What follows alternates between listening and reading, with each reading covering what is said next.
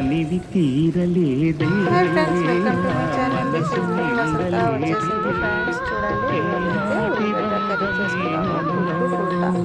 తనివి తీరలేదే నా మనసు నిండలేదే ఏనాటి బంధమీ అనురాగం కడిగేసి పోసి పెట్టాను.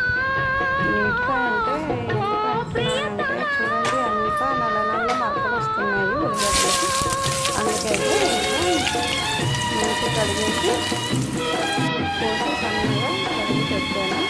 ఇంకైతే కడాయిని పెట్టేసి ఆయిల్ వేసేసి ఉల్లిగడ్డ వేసేది నీట్గా ఉడికేటప్పుడు మనం కొంచెం పసుపు వేయాలన్నమాట.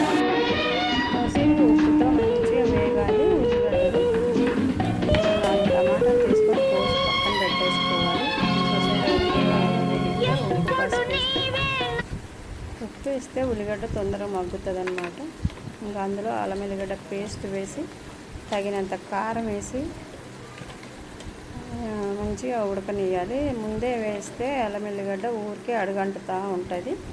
అందుకని మంచిగా మగ్గినాక వేయాలి. చూసారా ఎంత బాగా ఉడికిపోయిందో, చూస్తుంటే ఊరికేనే తినేయచ్చు అనిపిస్తుంది కదా.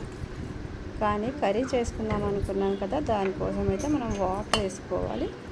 వాటర్తో కూడా మంచిగా ఉడికిన తర్వాత మనం అందులో ఎగ్స్ వేసుకుందాము. చూసారా టమాటా కూడా వేయాలి. టమాటా వేసిన తర్వాత ఉడికిపోద్ది.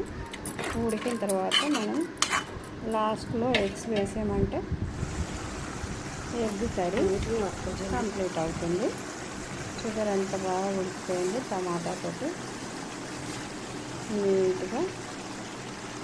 ఇందులో మనం ఎగ్స్ వేసుకుందాము ఫ్రెండ్స్. ఈ ఎగ్స్ వేసిన తర్వాత కూడా మనం వెంటనే కలపకూడదు. ఇంకా మొత్తం అంతా ఇచ్చుకుపోతుంది. ఇంకా ఎగ్ మొత్తం చూసారా ఎగ్ కలపకుండా ఉంటే మనకి ఎగ్గులాగా వస్తుందన్నమాట. అందుకని వెంటనే కలపకూడదు. చూసారా నెక్స్ట్ మళ్ళీ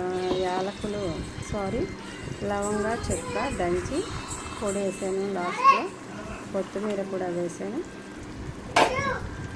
ఇంకా అలాగా కొద్దిసేపు వదిలేస్తే అంతా కలిసిపోద్ది.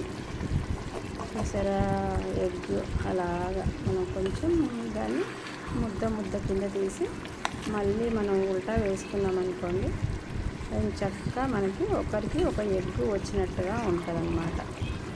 అదే ముందే మనం కలిపేస్తే అంతా ఇచ్చుకుపోతుంది.